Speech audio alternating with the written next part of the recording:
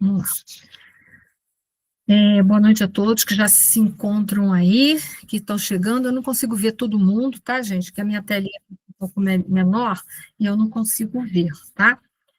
Então, vamos iniciar a nossa aula. Que a paz de Jesus, o nosso divino mestre, esteja sempre entre nós, nos amparando, nos protegendo, nos envolvendo, e também a todos aqueles que são motivos das nossas preocupações, que essas boas vibrações possam ser levadas através do nosso pensamento, emoção, a todos aqueles que dela precisarem. Rogamos pelo planeta Terra, em especial modo, aos países que se encontram em guerras, sejam elas conflitos armados ou conflitos ideológicos, e rogamos por todos aqueles que sofrem ou estão em processo de passamento nesse instante. Gratidão, Senhor, por tudo, que essa paz continue a reinar em nossos corações. Gente, muito obrigada, muito boa noite a todos. Hoje o nosso capítulo é de número 28, intitulado O Retorno. Mas antes de eu começar esse capítulo propriamente dito, me foram feitas duas perguntas muito interessantes, por sinal, e eu vou começar com essas duas perguntas, explanando sobre elas e dando fonte bibliográfica. Então, eu não respondi diretamente à pessoa que me fez, eu não vi se está aqui na aula ou não, para dizer a verdade, entrou tanta gente que eu perdi. Então, mas eu não respondi porque a pergunta merecia uma fonte bibliográfica, para não ficar coisa da minha cabeça, fui eu que respondi. Não, tem outras pessoas que têm deram o seu parecer em relação a esse assunto, até porque as perguntas, vocês vão ver, que não foram trabalhadas nas obras básicas, portanto, são perguntas de estudiosos que, embasados nos fundamentos da doutrina dos espíritos, vão formatar um pensamento, né, uma resposta em relação aos questionamentos que são feitos. Então, vamos lá, gente, mãos à obra, né? Dúvidas sobre o planejamento reencarnatório. Então, vamos lá. A primeira delas que foi feita em relação ao planejamento reencarnatório é quando acontecem os abortos espontâneos, porque muitas mulheres abortam espontaneamente, né? Há um aborto espontaneamente, sem ser provocado, nem desejam perder a criança, né? Não há nenhum desejo consciente ali. E aí a pessoa continua fazendo a pergunta: com poucos meses de gestação, o espírito pode já ter cumprido com sua missão só de estar na barriga, né? Porque o período, às vezes, 2, 3 meses, 4 meses, 5, 6, né? E aí vai embora, volta para o plano espiritual. É um plano bem sucedido? Ou é uma prova expiatória para os pais e para os bebês? Essa pergunta dá para se embasar nas obras básicas, por isso que eu botei ali a referência. Kardec, na pergunta 199, foi perguntado assim para ele: por que tão frequentemente a vida... Boa noite a todos. Por que tão frequentemente a vida se interrompe na infância? E aí a resposta: a curta duração da vida da criança, aí está falando da criança, mas vamos lá, pode representar para o espírito que o animava o complemento de uma existência precedente interrompida antes do momento em que deverá terminar. E sua morte também, não raro, constitui provação ou expiação para os pais. Ok? Provação ou expiações para os pais. Então, assim, às vezes a curta vida que tem é um complemento de uma outra. Ou, por exemplo, por um suicídio consciente ou até inconsciente, porque não tem só suicídio consciente, que a gente vai conscientemente, a gente quer se tirar a vida porque não deseja mais viver. Mas tem os suicídios inconscientes que são provocados, muitas vezes, pelos nossos excessos em vários setores da nossa vida. Excessos físicos, alimentares, falta de descanso, cuido inadequado do corpo físico, bebidas, vícios de drogas ilícitas, e vai por aí afora. Lembre que o André Luiz, por causa de desregramento do comportamento, até voltado para as questões alimentares, ele teve uma problemática no aparelho digestório, e ele desencarna prematuramente, quer dizer, antes do tempo previsto para o término de reencarnação, e ele é chamado, no mundo espiritual, de suicida. Então, é isso que a gente precisa entender. Então, às vezes, o espírito precisa retornar. Fala. E aí, olha, ele está ligado ao seu coisa, e dá para te ouvir. Então, em alguns casos, né, o que acontece? O espírito... Gente, eu estou botando o cabo aqui, que a minha internet está oscilando, e antes que caia aqui a conexão, eu já estou precavendo, né? Porque é nada como uma alma precavida. Só um minutinho, por favor. Agora o cabo vai ser, já estando conectado, a possibilidade de cair é muito menor. Então, desculpa aí, gente, mas nesses casos, então, é para cumprir. Aí a pessoa faz a pergunta se foi cumprida a sua missão. Ora, se o tempo de vida era curto, a missão foi cumprida, né? Se eu precisava voltar, sei lá, para ficar 1 mês, 2, né, de gestação, ou se eu precisava viver 1, 2 ou 3 anos, também pode ser em decorrência de uma complementação da reencarnação, tá? Pode acontecer.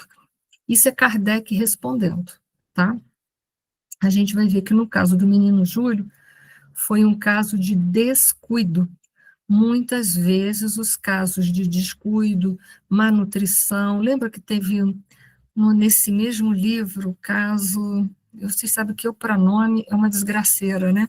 A mãe que tinha 3, 4 filhos, um menino morreu de pneumonia por falta de tratamento. Então, assim, a gente tem que compreender também que, às vezes, o fator ambiental, a falta dos cuidados adequados, não ter dinheiro para cuidar adequadamente, ou os próprios pais, a negligência de não cuidar dos filhos adequadamente, aí já não vamos poder dizer que a reencarnação desse espírito ela foi bem sucedida, foi mal sucedida pelos maus tratos, às vezes, que ela sofreu, ou pela falta de condição que tem os pais de poderem criar os seus filhos. Então, isso é uma outra questão, tá? Tem isso também. Por exemplo, os pais, como a gente vê no Brasil, de vez em quando, os casos, mas fora do Brasil também, os pais que matam seu filho, ora, gente, se a criança foi assassinada, não era para ter sido, né? Ela poderia correr o risco de ser uma criatura assassinável pelo fato de comprometimentos em outras vidas, mas não era para os pais dela terem tirado a vida dela daquela maneira.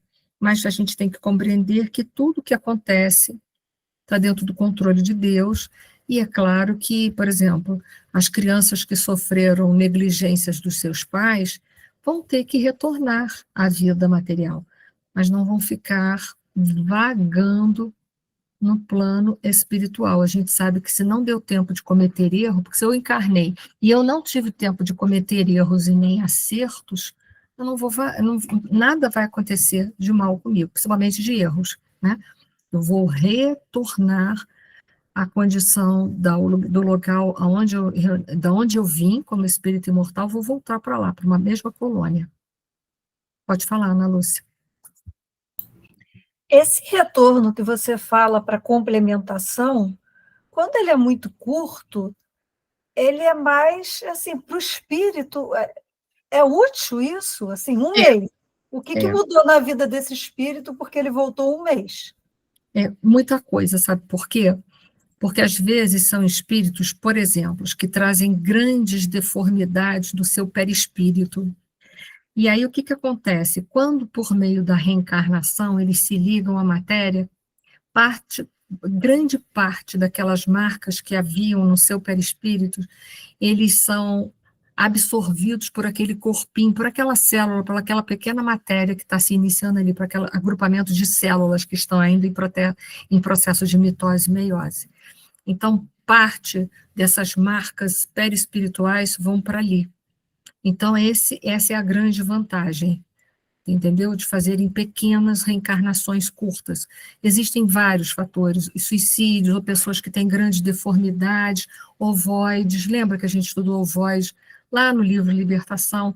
Eles perderam a forma humana do seu perispírito, e aí o que acontece? Essas pequenas reencarnações vão ajudando a tirar essas marcas, porque aquele corpo físico, aquelas pequenas, né, aglomerações ainda celulares, vão absorver parte dessas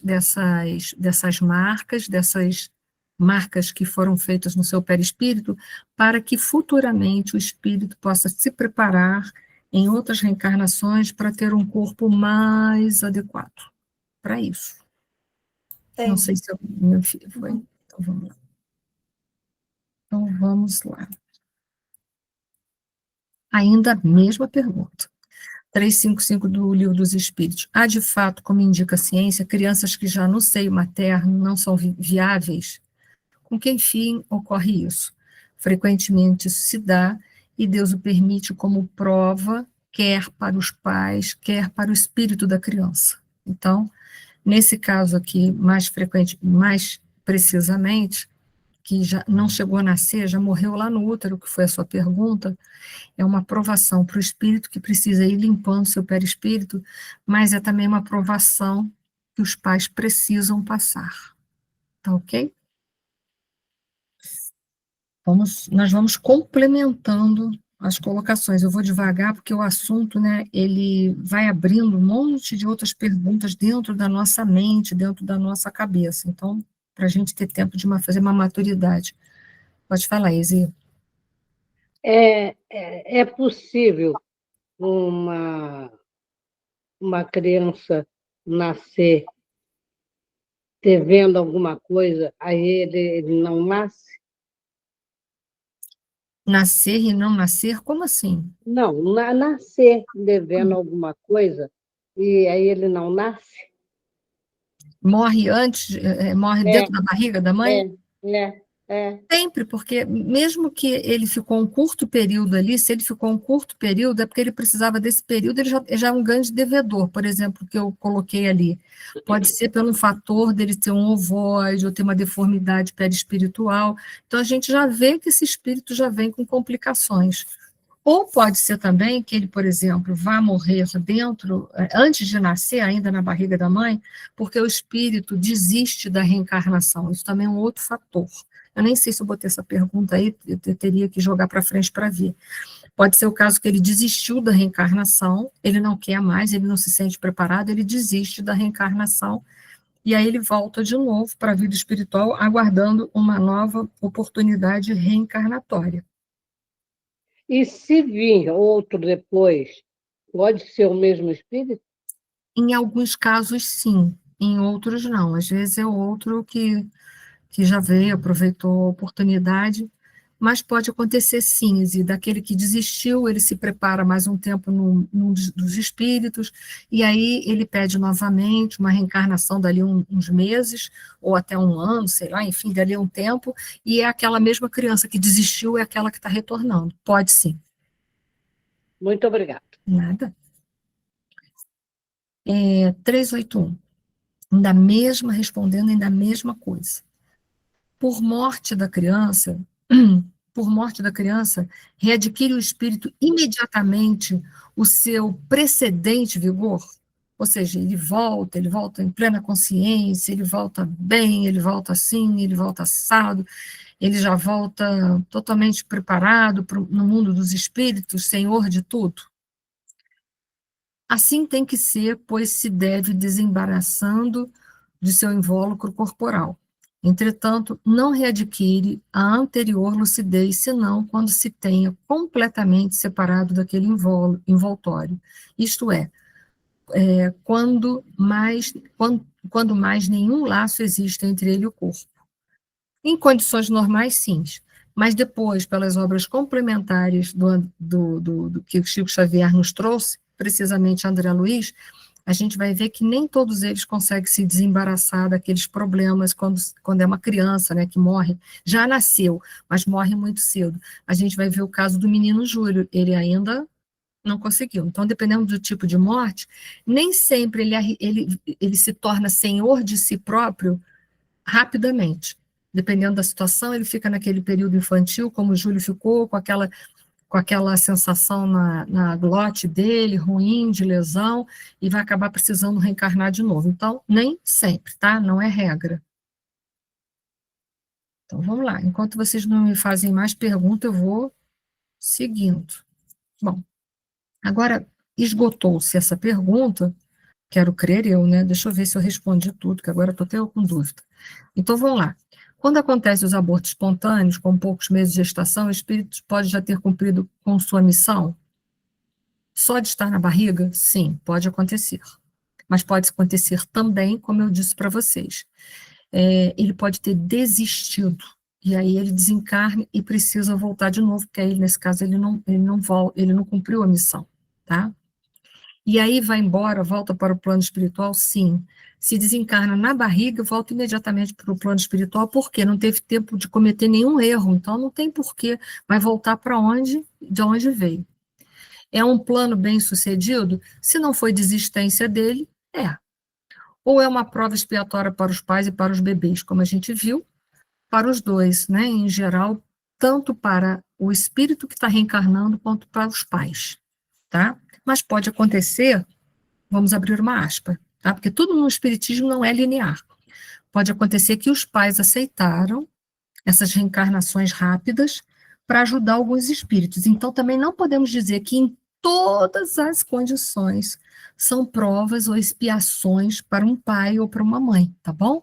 Que tem espíritos muito bem preparados, com muito amor no seu coração, que aceitam receber esses espíritos, essas reencarnações rápidas para ajudar a alavancar a evolução desses espíritos que estão com essas pendências. Dito isso, se vocês não tiverem mais nenhuma pergunta em relação, vou seguir.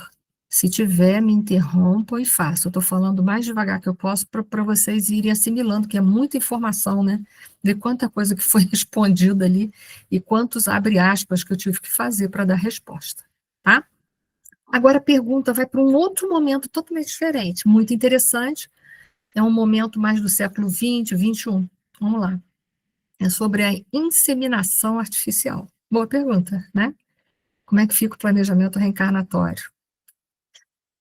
Onde nessas técnicas se priorizam os melhores óvulos e espermatozoides, justamente para evitar de vir com alguma deficiência, ou questão genética, ou evitar a chance de aborto. Como a visão espírita olha para isso? Porque nesse caso, olha só, há um dedo do homem mexendo na genética, né? Vai escolher o melhor óvulo, melhor espermatozoide, vai tentar intervir na condição genética daquela criança, se vai ser assim, se vai ser assado, tudo que eles puderem mexer, a pergunta é feita sobre isso, né? Eles vão mexer para evitar os problemas, né? Se bem que ainda não se mexe tanta coisa assim, né, geneticamente, mas vamos lá. Quando já acontece alguns abortos espontâneos, os médicos costumam indicar esse procedimento, é verdade. Quando a mulher não consegue fixar, né, a gestação, e já teve uma, já teve duas, três, enfim, ela não fixa, e a mulher quer ter filhos, alguns médicos fazem a proposta, vamos tentar uma inseminação artificial, para ver se você consegue, né, fazer com que vinga essa gestação. E a pessoa colocou assim, fico na dúvida sobre como fica a aceitação das leis divinas dentro desses processos tecnológicos que existem hoje em dia. E sabemos que nada existe sem a permissão de Deus para facilitar a gestação bem-sucedida. Então, como é que fica, né? Até que ponto intervém? Até que ponto eles podem intervir? E a lei divina? Nós conseguimos, né, burlar as leis divinas, né? Então, a pergunta é vasta dentro de um entendimento, né? Mas é bom, é importante saber que bom, muita gente não estava conseguindo engravidar e levar uma gestação, e com a inseminação artificial agora consegue, a gente sabe disso, né? O que pensa a doutrina sobre isso? Vamos lá? também a pergunta vai ter vários momentos, tá bom? É necessário e vocês deem atenção para a gente não se perder. Primeira coisa, dentro da inseminação artificial, a gente precisa entender o que é bebê de proveta, o que é inseminação artificial propriamente dito. Porque existe um pouco de diferença, tá? Todos dois são inseminação, mas, digamos assim, tem uma ligeira diferença entre eles, tá? Um é o bebê de proveta, que o nome popular é fertilização in vitro, ou seja, a fecundação, o encontro do ovo com o espermatozoide acontece no laboratório e não dentro da mulher. Ela vai ser feita fora da mulher.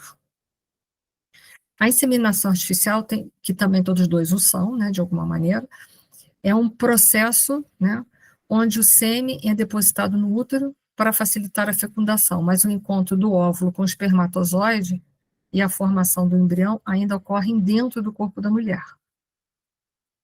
Tá? Fiz um gráfico, peraí, deixa eu chegar lá, para facilitar o bololô na cabeça que faz isso. Tá? Vamos lá. Bebê de proveta. A fertilização ocorre fora do corpo da mulher. Então, o encontro da célula mãe e da célula pai vão ser feitas no laboratório. E depois, então, é implantado na mãe. Foi? Vai ser feita a implantação lá, tá? É feito fora e depois é implantado no útero materno. Tá bom? Foi para todo mundo? Todos dois são inseminação. Inseminação artificial é dentro do corpo da mulher. O sêmen do homem é coletado e é jogado diretamente para facilitar aquela corrida dentro do útero da mulher, para que ocorra fertilização naturalmente ali. Tá? Então, um ocorre fora, outro ocorre dentro. Mas o que a gente quer saber? São as manipulações humanas. Então, isso é a primeira coisa para a gente compreender um processo e depois a gente trazer uma complexidade para a resposta. A inseminação artificial, como ela é vista dentro da doutrina dos espíritos, né? Porque são dois processos que não são naturais. Não são naturais os dois processos, nenhum dos dois, né? O sêmen é jogado no útero da mãe, é preparado e implantado no útero da mãe, e o outro, a fertilização, é feita dentro de um laboratório. Então, a gente tem que compreender que as coisas são separadas. Bom, o instrumento da reencarnação. A inseminação artificial é vista como uma forma válida de permitir a reencarnação dos espíritos. A espiritualidade pode atuar junto à medicina para viabilizar esse processo, especialmente em casos de esterilidade. Então, a primeira coisa que os médicos vão se posicionar, os biólogos, os estudiosos, de uma forma geral, é que vamos imaginar a fertilização de alta complexidade, que é aquela feita lá no laboratório, em que o sêmen do pai e o óvulo da mãe, eles são unidos via laboratorial, lá no laboratório. E depois, quando os embriõezinhos estão preparados, é feita a implantação no útero da mulher. Então, eles deixam ali bem claro que essa escolha, né, que é feita via laboratorial, do melhor óvulo, do melhor espermatozoide, para a condição de fertilidade, para vir gerar o embrião, eles deixam bem claro que existe, com certeza absoluta, o dedo da espiritualidade nessa hora. Os médicos não estão decidindo isso sozinhos. Foi? Tanto é que, olha só, eles decidem qual óvulo, qual espermatozoide, faz a união, e vão se formar, às vezes, dessas uniões que eles estão fazendo, alguns embriõezinhos, não é assim? Por que que nem todos os embriões dão certo, desenvolvem dentro da mulher? Né? É a primeira lacuna que a gente tem que encontrar. Por via, pensando tecnicamente, se você fez um encontro de uma célula com a outra, e agora essas duas células já estão unidas e está se formando os embriões, o que que a gente vai pensar? Se a gente pensar nisso a nível maquinal, material, era para dar certo, né? Então, botou lá, pronto, ia acontecer. Por que que nem todos os embriões, então, se desenvolvem? É a pergunta que a gente tem que fazer, né?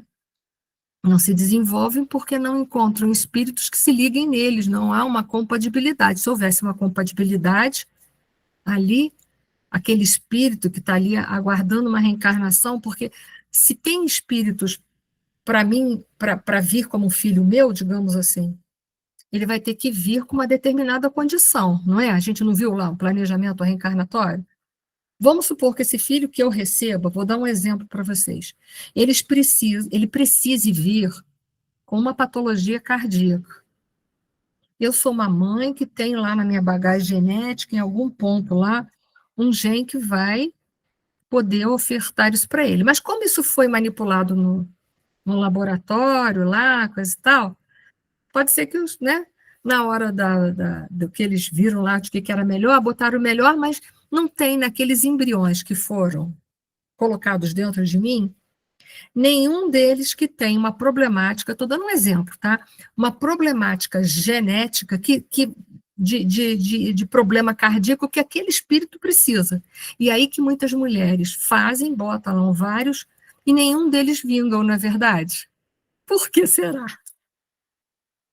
Porque não tinha como fazer a conexão. Isso é um dos assuntos, né? Isso é uma das questões. Ou, entendeu?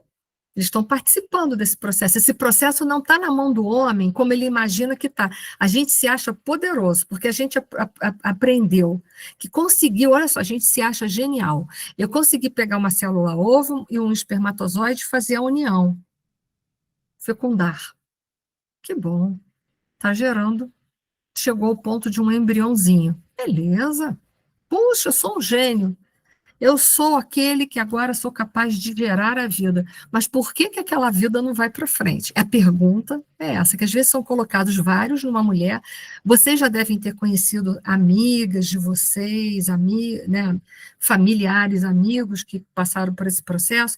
É colocado 1, 2, 3, 4, e faz várias vezes, também não faz muito, porque isso é caro a beça, mas às vezes faz várias vezes, e por que que não vinga? É a primeira pergunta. Se fosse uma coisa, né, tão fácil de fazer e resultar, mas por quê? Nós espíritas acreditamos que não se dá, porque não passou pelas leis de Deus, né, em vários sentidos. Não ofereceu condições genéticas para aquele espírito que está ligado àquela família e precisa, ou que deveria vir por aquela família, aqueles embriões não oferecem a ele condições das quais ele precisa. Eu citei um exemplo drástico, né? Mas a gente tem outras particularidades. Foi? Momento da ligação espiritual. Quando é que o espírito começa a se unir? Desde a hora da fecundação, a gente sabe pelo livro Missionários da Luz, quando eles vão narrar as particularidades da reencarnação de Sigismundo, ali já começa a união do espírito, a matéria. Então, a doutrina ensina que o espírito reencarnante se liga ao corpo no momento da fecundação, encontro do espermatozoide, em que o espermatozoide fecunda o óvulo, seja ele natural ou artificial, um e outro. Mas a gente sabe que nem todo embrião vinga. Então, houve uma ligação espiritual ali? Possivelmente não, né? A presença de mentores espirituais pode auxiliar na preparação vibratória do ambiente para que a reencarnação ocorra, né? Porque a espiritualidade está na nossa casa, está no laboratório, está em tudo quanto é lugar trabalhando. Se em condições, aquela fecundação que foi feita ali, in vitro, ela apresenta condições para o espírito reencarnante, vai ser feita a ligação. E se não apresenta a condição, não será feita nenhuma ligação. Ok? Aí vai entrar numa outra coisa que a pergunta não foi feita, mas eu só vou citar. Hoje, o grande problema que está se enfrentando é com os embriões que sobram. Descarte. Por quê? A bioética vem para salvaguardar, né? Para nós espíritas, quais seriam a pergunta que a gente faria? Eu posso descartar os embriões que sobraram? Será que não tem espírito nenhum ligado ali? Isso para nós, da doutrina espírita. Você pode garantir para mim que não tem? Quem vai assinar embaixo como espírita dizendo, eu garanto para você que nesses daqui que a gente vai jogar fora não tem nenhuma ligação espiritual? Né? Olha que situação horrorosa, né? As reflexões, vou ler aí, as reflexões sobre os embriões que não são utilizados nos processos de fertilização. Há reflexões sobre os embriões que não são utilizados para o processo de fertilização. Segundo alguns estudiosos espíritas, nem todos os embriões têm espíritos ligados a ele, pois a ligação espiritual ocorre apenas quando há programação reencarnatória. É verdade. Portanto, o descarte de embriões não necessariamente implicaria sofrimento espiritual. Sim, mas você pode assinar embaixo que não tem? Você pode assinar? Só quer saber quem vai assinar. Abertura à ciência. O Espiritismo valoriza os avanços científicos que promovem o bem-estar humano. A fertilização assistida é vista como uma conquista da ciência que pode ser usada com responsabilidade ética. Sim. Eu só estou dizendo assim, que há correntes que dizem que não pode jogar os embriões fora porque não tem certeza se está ligado, se tem já ligação ou não, aos que dizem que não tem ligação. E aí cada um tem as suas defesas, e eu digo para vocês, isso ainda não foi fechado totalmente, tá? Nós teríamos que saber se tem ou não. Assunto difícil, né, de dar resposta, né? Desafiador, não tem, tá, gente? Vamos lá, eu vou citar as fontes bibliográficas. Ó, aqui depois vocês vão lá e vão dar uma olhadinha sobre descartes, tá bom? É certo que junto com a equipe médica... Oi, Desculpa te interromper. Não, Posso pode fazer dizer. uma pergunta? Se eu tiver resposta, pode. Eu tenho uma amiga que ela resolveu fazer a produção independente. Então, ela foi num banco de esperma e tinha uma lista, um catálogo, para ela escolher qual era o tipo de pai que ela queria para o filho dela. É assim mesmo. Uhum. Então, ela virou para mim e falou assim, eu escolhi, Célia, um mais alto, assim, mais inteligente, mais isso, mais aquilo, mais aquilo, mais aquilo. Eu falei assim, gente, que horror! E aí, foi colocado e nasceu. Aí pergunto eu para você, esse espírito, qual seria a ligação? Tudo bem, tem um óvulo, né? Mas o espermatozoide de alguém que eu não sei nem quem é? Possivelmente, se esse espírito nasceu por ela, é porque tinha uma ligação qualquer, ou não até, né? Mas a espiritualidade, por alguma razão que nós não podemos afirmar qual foi, pode ter sido porque tinha uma ligação com ela e com a família, então se aproveitou. Pode ter sido que era um espírito que precisava reencarnar, ela tinha as condições necessárias para aquele espírito, e aquele corpinho tinha todas as condições necessárias que ele precisava. Agora, qual dessas opções, que pode ter até outras, eu não tenho resposta para te dar. Só quem teria seria a espiritualidade, né? Mas até onde vai isso? Eu te garanto que até a hora que Deus achar que tem que ir. Porque aonde não tem que ir, foi o que eu disse, não vai mesmo. Por quê? Porque dá a impressão de que é o homem que está fazendo tudo isso, ele é muito poderoso. Onde que o homem vai chegar? O homem só vai até onde as leis de Deus falam que pode. Dali para frente, não vai, tá? Não vai. E chegou num ponto que ele agora está com... Eu acho que ele é mais velho que a Valentina. A Valentina está com 10, acho que ele está com 11. Ele está com 11 anos e ele está mais esperto, está mais inteligente, está mais saído que ela, a ponto que às vezes ela não consegue nem controlar ele. De tão que ele veio, sabe? O garoto veio tão cheio de coisa, de qualidades, que às vezes fica impossível, sabe, dela controlar, assim, aqueles são superdotados, né? Vamos fazer não sei o quê, assim, o garoto está demais. Mas aí eu só vou abrir uma aspas aqui. A genética pode ver que algumas pessoas mais inteligentes possuem determinadas características genéticas assim ou assado. Mas eu só não quero que vocês esqueçam de uma coisa. A genética é efeito e não é causa. Se esse espírito veio inteligente, ele poderia ter até a genética que facilitava. Mas se esse espírito fosse um espírito ainda muito primitivo nas suas primeiras reencarnações, ele podia receber um corpo maravilhoso. Claro que não ia acontecer isso, né? Mas se ele não fosse desenvolvido intelectualmente, melhor dizendo, ele poderia ter recebido um corpo maravilhoso, que nada ia acontecer. Só quero que vocês saibam isso. A faculdade intelectual, ela é do espírito, ela não é da matéria. Ela não é isso. Eu não tenho agora as perguntas do Livro dos Espíritos, mas lá Kardec faz uma série de perguntas para os espíritos, perguntando se as qualidades morais dos pais poderiam ser transmitidas, e ali é respondido com as qualidades morais e intelectuais. Ali Kardec já responde, descarta na hora. Não, porque só o que pode ser transmitido é o que é materialmente. O que é do espírito é impossível, é decorrência da própria evolução dele. Então, a gente tem que ficar consciente sobre isso, que tudo bem, foram as melhores condições genéticas que deu aquele embrião, mas se aquele espírito não tivesse essa capacidade, é tipo assim, você pegar uma pessoa que só dirige um carrinho de mão e dar uma Ferrari para ele, o que vai acontecer? Nada. Não vai nem tirar da garagem, tá bom? Se me fiz entender. Vamos por ordem. Primeiro, Ana Lúcia. Vai, Ana Lúcia. Eu já sabia que isso é dar pano para manga. Hoje eu não saio disso. Eu já sabia disso, que hoje eu não vou sair disso. Mas vamos lá, vai, Ana. Esse tipo a inseminação artificial, ela pode ser aproveitada para uma reencarnação compulsória? A espiritualidade pode aproveitar esse Para momento? qualquer coisa. Para qualquer coisa que ela quiser. Só vai ter que ter alguém para receber esse embrião, tu concorda? Tem que ter uma mãezinha, né? Porque a Célia falou ali, uma mãe com uma produção independente, ou um casal que queira ter filhos, mas enfim, tem que ter pais ou pelo menos uma mãe.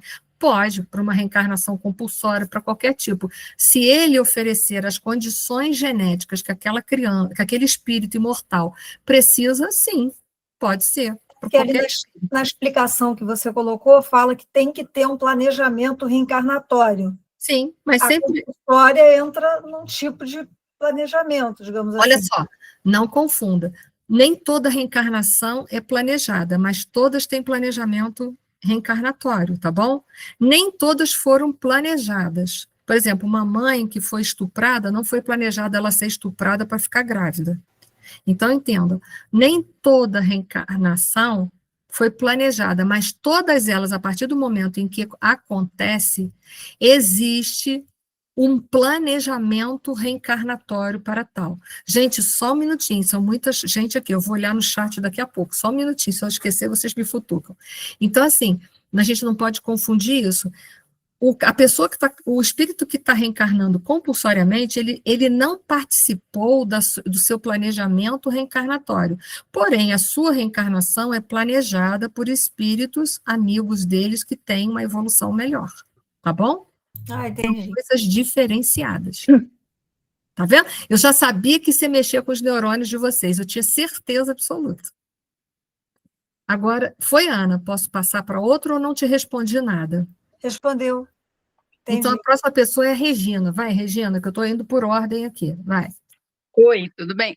Eu queria fazer uma pergunta sobre agora uma outra ótica. Essa pessoa, este homem que vende, né, entre aspas, o esperma para o banco de espermas, ele fica com algum comprometimento perante as leis divinas? Porque Não sei responder isso. ele vende uma vida, né? Uma pretensa vida, né? Uma vida futura, vamos dizer assim. Eu não tenho resposta. Não, isso, se ele fica endividado perante a lei divina. Eu não sei se ele vai ficar endividado, né? Porque, olha só, aí eu é que vou lançar duas perguntas. Se ele doa o seu esperma é usado para fazer embriões. Esses embriões vão para várias mães que, por exemplo, vão gerar filhos ou não vão gerar filhos, ele ficou 0-0, tu concorda? Agora, pensa bem, se esses embriões ficaram lá e depois eles foram jogados fora, eu não sei até que ponto que ele não vai responder por isso. Agora, sou eu que não tenho resposta para te dar, tu tá entendendo? Eu tenho conjecturas para fazer e não respostas. Se isso eu encontrar em algum lugar, depois eu dou. Porque essa questão do descarte dos embriões, hoje, é um motivo de polêmica dentro do espiritismo. Há aqueles que dizem que não deve descartar, porque pode possivelmente ter espíritos ligados e a gente não vai saber, e há outros que dizem estão congelados e não têm por estar congelados. Então, isso são questões que não foram respondidas. Então, a gente não sabe dizer se, por exemplo, o pai que doou, se não aconteceu nada, não aconteceu nada. Foi um espermatozoide que já ia ser jogado fora, até numa relação sexual fortuita, não é? Então, a gente aqui não vai pensar sobre o esperma que foi doado, mas sim sobre o embrião que está lá e que pode ser descartado ou não. Agora, sobre o esperma, não, porque quantas relações que se tem dentro de uma sociedade, um homem tem com uma mulher, a mulher não engravida, foi um esperma jogado fora. Aí também é uma outra questão, né? Então, Mas a minha, sim, então vai falar? não, pode falar. A minha dúvida é a seguinte: quando a gente fala em doador, é doador mesmo? É de graça? Porque Não, as os que pessoas não vendem. vendem? Então, são esses que vendem que eu estou perguntando, que recebem Sei. dinheiro para ele doar uma vida. Esses é que eu estou te perguntando, não é o que doa de graça, doa de graça, né? Eu falo aqueles que vendem, que recebem dinheiro para isso. Eu Pois acho que sim, né? mas Aí, também eu não tenho resposta também para te dar se o cara que está vendendo o espermatozoide dele para ir para uma inseminação artificial, por o fato dele ter vendido isso, se ele vai responder ou não. Porque tem tanta coisa envolvida, né? Que eu não tenho essa resposta para te dar. Eu não tenho. Eu não tenho capacidade de te dar essa resposta, infelizmente. eu Sinto muito. acho que eu achei que era difícil mesmo. Tá bom, obrigada. Peço desculpa. Não, que isso. Tem mais gente aqui que levantou a mão, que agora eu perdi, que a minha fila ficou pequena.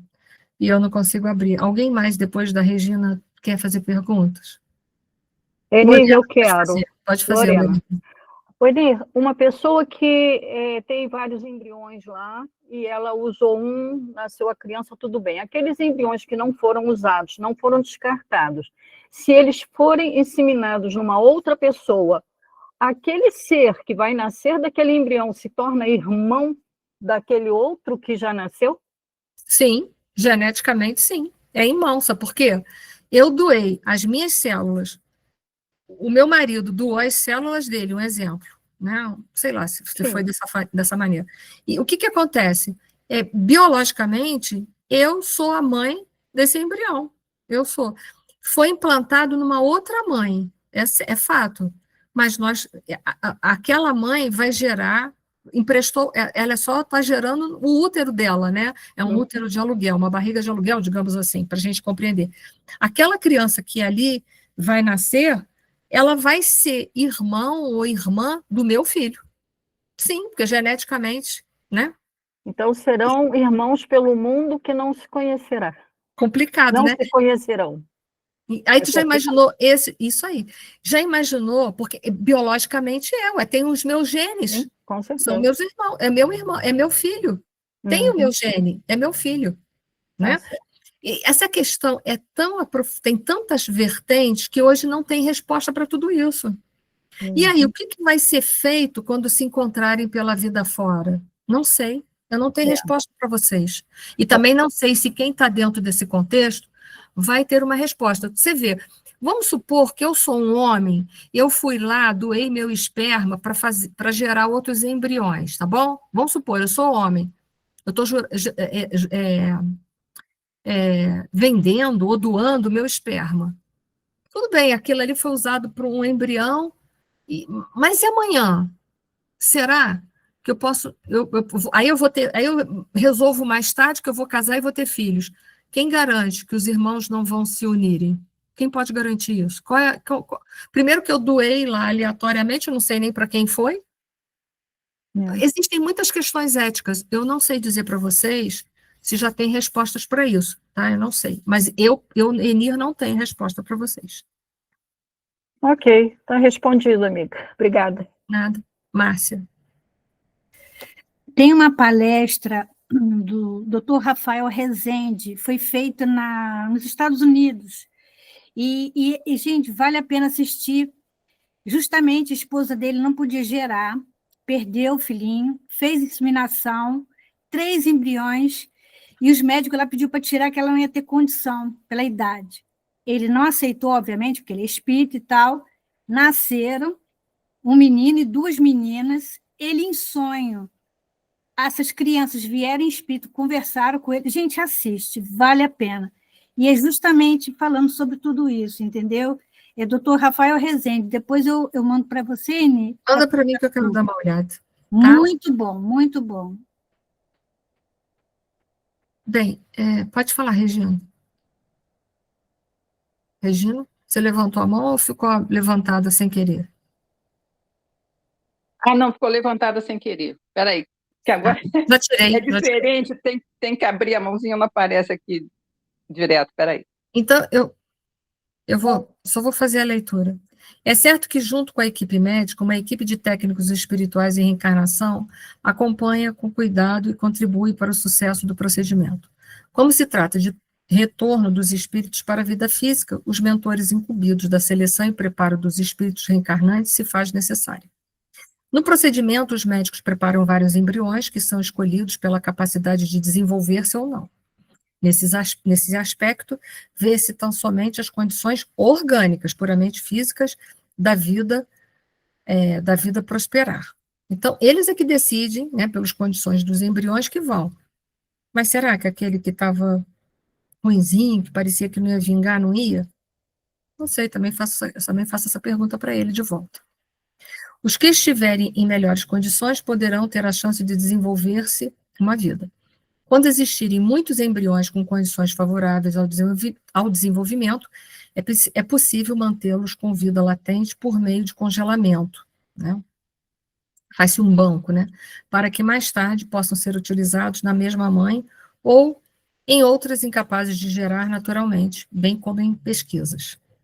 E aí é que está, né? Quanta coisa que vai entrar da ética, né? Então, vamos lá. Vou acabando. Nesse livro aqui, que é um livro muito interessante, da Hebe Lag de Souza, ela vai falar sobre a inseminação artificial. Está ali o capítulo 7, Organização Espírito-Matéria.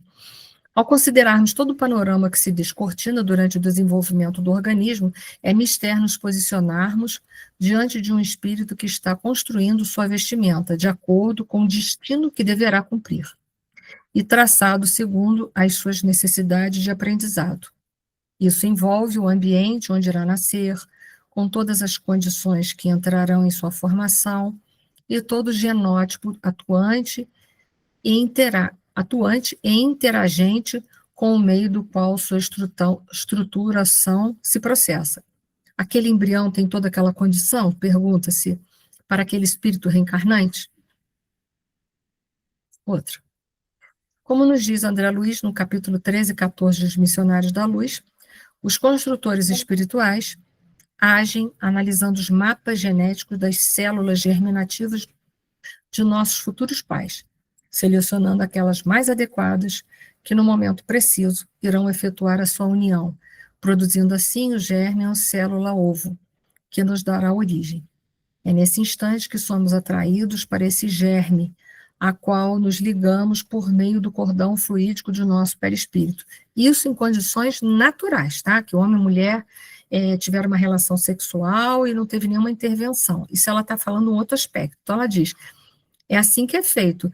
E os espíritos superiores vão escolher, porque já sabem a bagagem genética de pai e mãe, e aí o óvulo certo e o espermatozoide certo vão se encontrar e vão gerar a futura organização física daquele espírito, né? Porque existe todo um planejamento que é superior ao planejamento material, que é o planejamento espiritual. Ele é superior às questões físicas.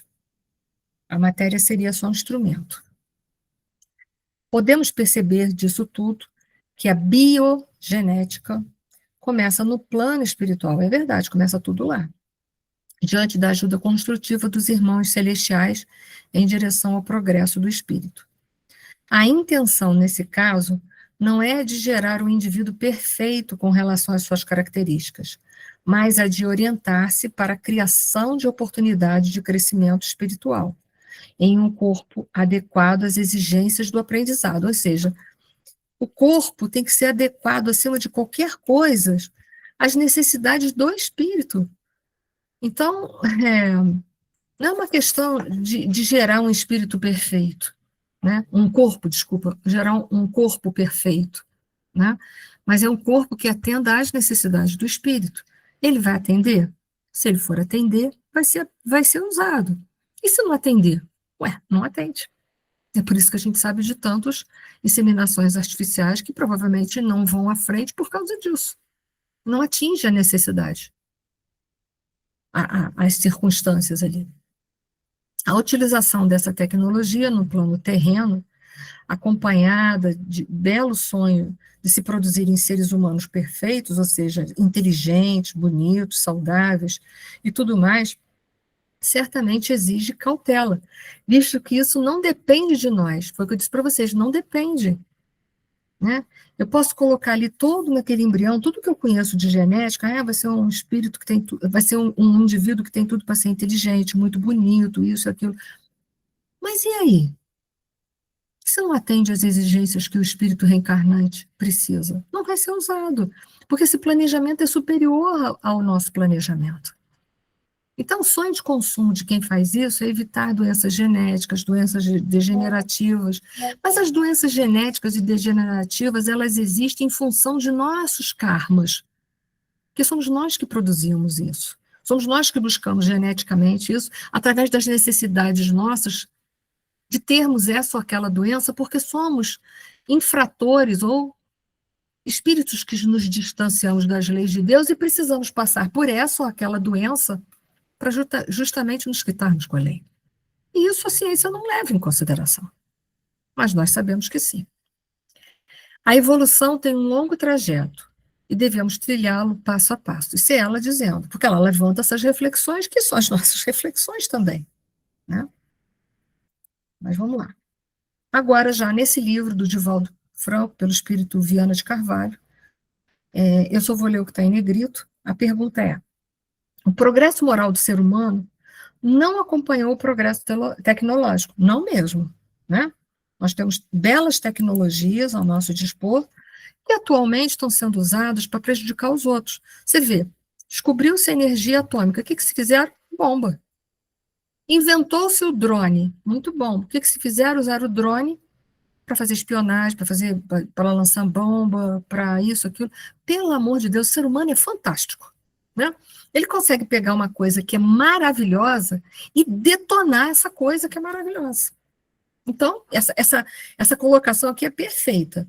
Nosso progresso tecnológico está fantástico, mas o nosso progresso moral, Jesus. Então, ele continua.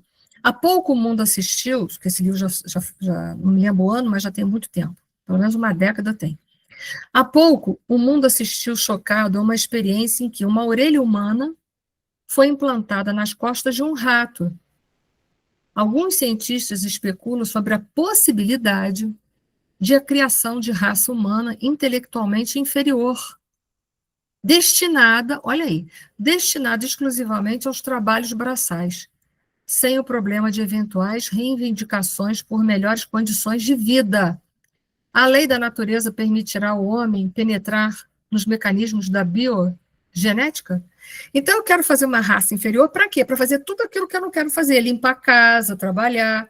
E vai ser bom porque ele é uma raça inferior, e é isso que os cientistas querem, porque eles não vão entender nada de leis trabalhistas e não vão abdicar nada em troca. Olha que fantástico isso, né? Se é escravidão vindo de novo de outra forma. É o homem destruindo o próprio homem, literalmente. Mas eles não sabem que por detrás de corpos existe uma essência chamada espírito, ele é o responsável por tudo isso. Mas veja, o homem quer descobrir as coisas, não para ser melhor eticamente, ele quer descobrir as coisas para ele poder continuar a ser tão sem ética como ele sempre foi. Quer me desculpar, né? Para isso daí, né? Eu formo seres para serem os meus escravos, meus elfos domésticos, digamos assim. Né? O que vocês acham disso moralmente? Para nós, que absurdo, né, Marisa? Para nós, que somos espíritas, que sabemos que existe um princípio inteligente ali, se é que vai ter, né? Porque a gente sabe que ele não vai fazer o que ele quer, mas se é que vai ter, né? Que não vai ter, mas vamos supor que tenha, né? Esse espírito está fadado a não ter nada. Olha só, isso que a gente quer. Isso é muito moralizado, né, gente? Vamos falar, só rindo. Mas tudo bem, vamos lá ao cerne do que se precisa. Sem dúvida, o cientista pode interferir na constituição genética. Sim, ele aprendeu como manipular a genética. E perturbar-lhe o desenvolvimento, gerando anomalias no processo da sua multiplicação. Agora tem uma parte, olha aí. Todavia, para que a vida humana se expresse plenamente, é indispensável a presença do espírito, cujo órgão modelador é o perispírito, que estimula as células conforme as necessidades de natureza kármica, obedecendo à lei moral de causa e efeito. Então, o que eu quero dizer para vocês? Ele pode criar um monstro genético que ele quiser no laboratório. Mas vai ter espírito para reencarnar nesse monstro genético? É pergunta. Se não tiver, vai ser só um amontoado de carne que vai apodrecer futuramente, mas não vai ser animado. Compreendem isso? Acima de tudo está as leis de Deus, é isso que a gente não pode esquecer. E é isso que o cientista não acredita, mas nós sabemos que sim. Qual a visão só para terminar essa parte, eu vou ficar devendo esse capítulo ainda para vocês, né? Qual a visão dos espíritos em torno da bioética e do número excessivo de discussões em torno, né, da regulamentação desse tema, tendo em vista o grande avanço da engenharia genética na área da clonagem, controle fetal, transplantes e mutações?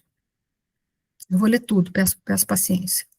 É indispensável, portanto, que seja levantada uma ética para a genética, uma bioética para estabelecer limites e cercear a oportunidade de desenvolver esses sonhos macabros, tomando o ser humano cobaia, né, tomando o ser humano cobaia para experimentos dantescos, a pretexto de se construírem seres superiores geneticamente organizados, adiantando-se Tinidaia, né?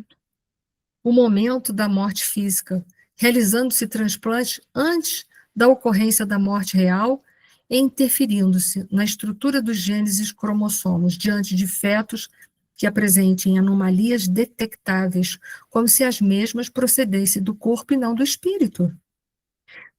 Tal procedimento desconsidera as ocorrências kármicas que se dão nas criaturas de complexão orgânica saudável, com profundos distúrbios psíquicos e emocionais, ou que se tomam vítimas de acidentes mutiladores e fenômenos degenerativos. Né? A genética não é causa, gente, ela é efeito para a doutrina dos espíritos. Então, todo esse avanço tecnológico só vai para frente se tiver que ir em algum desses lugares, alguma dessas repartições que eles estão mexendo. Vai se criar seres dantescos? Vão nascer? Não sei. Vai haver fertilização e não vai nascer, porque se não tem espírito, não vai avante. E se nascer? Porque precisava? Se sobreviver algumas horas? Porque tinha uma finalidade, mas se não tiver uma finalidade espiritual? Não mesmo. Não mesmo. Vão se fazer transplante, todos vão dar certo? Vão dar os que tem que dar, porque os que não vão, não tem que dar, porque a bagagem kármica diz que é preciso passar por aquilo ali, porque o espírito precisa pelas infrações cometidas, ele vai passar, com ou sem ele. Então, olhando do ponto de vista material, parece que tudo é possível, mas não se esquece que, acima de tudo, a genética não é causa, ela é efeito para a doutrina dos espíritos. Existe um ser espiritual no comando de tudo isso, existem as leis de Deus que são soberanas, estão acima de tudo isso. Então, o homem vai encontrar limitação. Mesmo quando o homem manipula as células germinativas na tentativa de modificar condições de doenças ou deficiências, escolha de sexo, etc., o espírito reencarnante, com sua bagagem espiritual, é de conformidade com seu nível evolutivo, que vai se dar essa reencarnação, e determinará qual embrião lhe fornecerá todas as características físicas necessárias para o seu futuro corpo. Então, se ele precisa vir com mutilações, e aquele embrião que está sendo criado, ele é um embrião perfeito, para ele é descartado, para ele não vai servir. Não adianta ficar ali pelejando. Entenderam isso que eu estou querendo dizer para vocês? Então a coisa não está na mão dos homens como eles acreditam estar. Agora, se aquele embrião que geneticamente foi perfeito servir para algum espírito reencarnar, ótimo, aquele embrião vai para frente se for útil. E se não for, não vai. Não vai, gente. Porque, acima de tudo, tem isso aí. Né? O homem não tem como derrogar as leis divinas, a cada um segundo sua obra. Então, gente, essa era a mensagem dessa noite. Eu não tenho resposta para todas as perguntas, que quero crer, né? Que nem mesmo as pessoas que estão dentro dessa área, né, que estão hoje estudando, estão mexendo com tudo isso, eu não sei também se eles têm resposta para tudo isso também. Acredito que eles têm muito mais resposta do que eu dei para vocês essa noite. Mas também não sei dizer se eles têm todas as respostas para essa noite. O que para mim é óbvio, é o que comanda tudo isso, acima de tudo, são as leis de Deus que vão permitir que isso ou aquilo aconteça, e segundo, se para aquilo que eles estão modificando geneticamente, esses embriões e etc e tal, se tiver espíritos que precisam daquelas condições, ok, se não tiver, não vai para frente, tá? Então lembre-se que, acima de tudo, é a lei de Deus. Então, gente, a gente não deu o capítulo 28, vai ficar para a próxima aula, tá? Que a paz de Jesus, o Divino Mestre, esteja entre todos nós, sem distinção. E só para finalizar, eu quero deixar para vocês uma coisa. É sexta-feira agora, dia 17 de outubro, para aqueles que quiserem, nós vamos iniciar o estudo do livro Cidade no Além. Aqueles que puderem participar serão todos bem-vindos. Se tiverem que convidar seus amigos, mande um link que eu já mandei para vocês, vou remandar de novo.